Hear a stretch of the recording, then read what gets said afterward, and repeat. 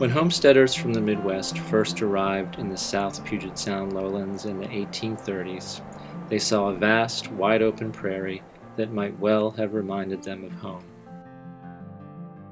Here, in the rugged Washington wilderness, was a rolling landscape of fresh green grasses and blooming wildflowers and spacious groves of oak trees, freshly leafed out on the prairie edge.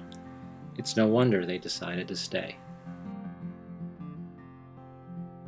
I have always lived here, and I have always had a sentiment for the land.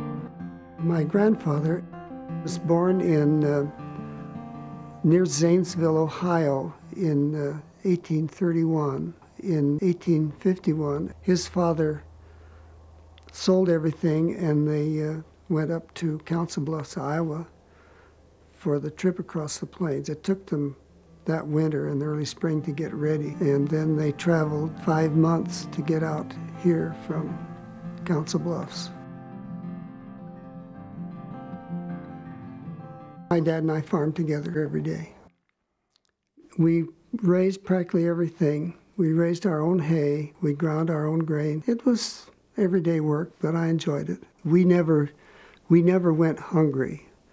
My mother canned anything she could get her hands on. And of course we had our own eggs and our own milk and beef. So we had a good living, but we didn't have any money. But eating is the better part of living anyway. Dale Rutledge and his family settled on a prairie created by glaciers, maintained by fire, and long cultivated by human hands. Farming the grasslands of the South Sound, he joined a tradition of land stewardship that had lasted thousands of years. South Puget Sound is a mixture of conifer forest and prairies. The prairies are where the gravelly, well-drained glacial outwash soils were left behind by the last glacier. If you start with the geology of the area, one of the coolest things about this region is that a lot of the prairie around here is mounded. So there are these 3 to 15 foot high mounds very regularly spread across the landscape. It's really quite strange, and it's an unusual geographic feature. So they're really special, and they're worth preserving. What we know for sure, the mounds sit on a glacially deposited outwash field of glacial soil and stones. And so underneath every mound, there's this flat layer that's sort of a plain of glacial outwash. And then the mound is a big lens of a dark soil up on that's black topsoil. So those two soils are very different. And any theory that explains mine mounds has to explain how those two different soil types got there and how the mounds formed on this glacial outwash plain.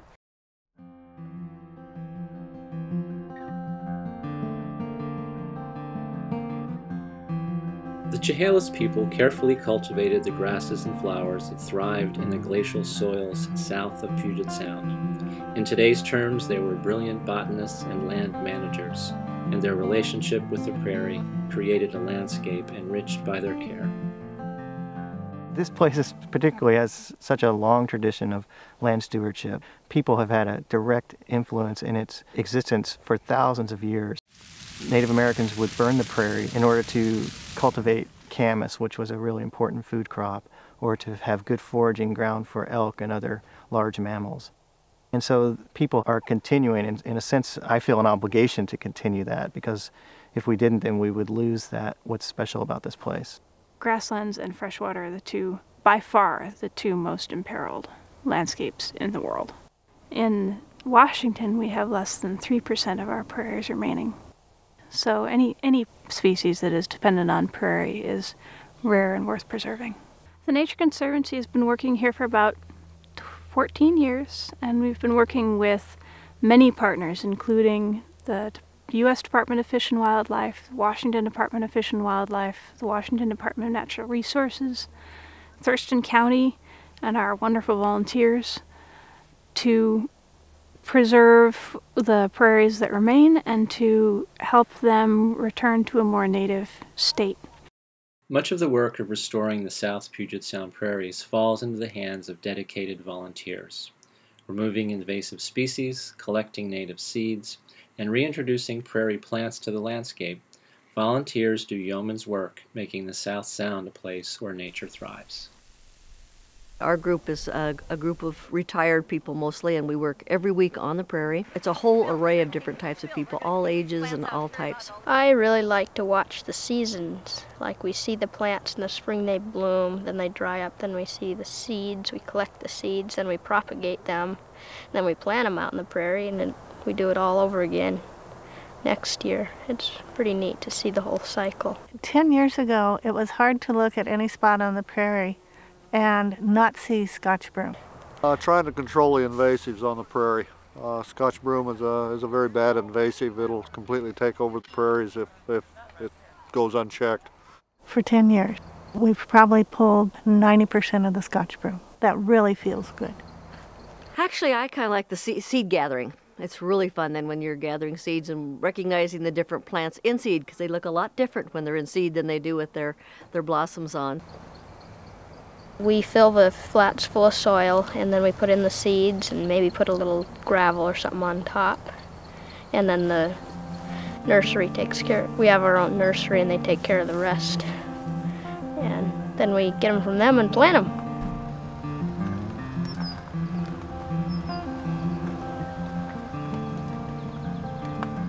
Thousands of plants, representing 75 species, are grown at the nursery each year.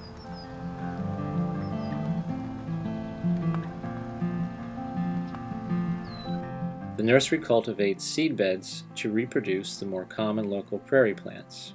The seeds of endangered species, such as golden paintbrush, are preserved in seed banks. Looking ahead, the Conservancy plans to grow 400,000 new native plants. They wouldn't last on the prairie without fire. Historically, these prairies were burned by the Native Americans, and the species that are present have adapted to a frequent regime of fires. And so by doing a burn such as this, we are mimicking, and hopefully we're mimicking the natural processes under which various components of the ecosystem evolved.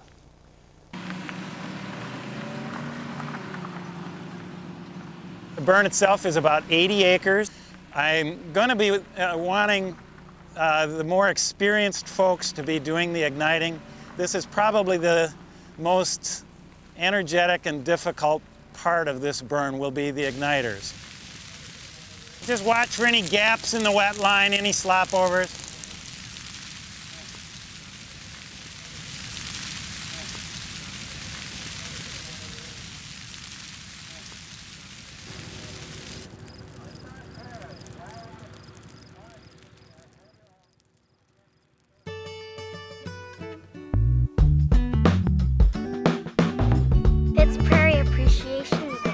Prairie Appreciation Day is a community event. It was started by local volunteers, and it's been sustained for over 10 years, and it's become one of the largest events of its kind.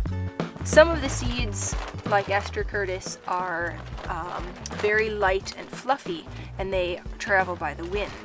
When the ribbon's moving, that means the butterflies are hiding over there in the forest, because they like to be in shelter when it's windy. Well, I planted some grass in one of the stations back there, and I held a beetle over there, and I'm trying to catch butterflies.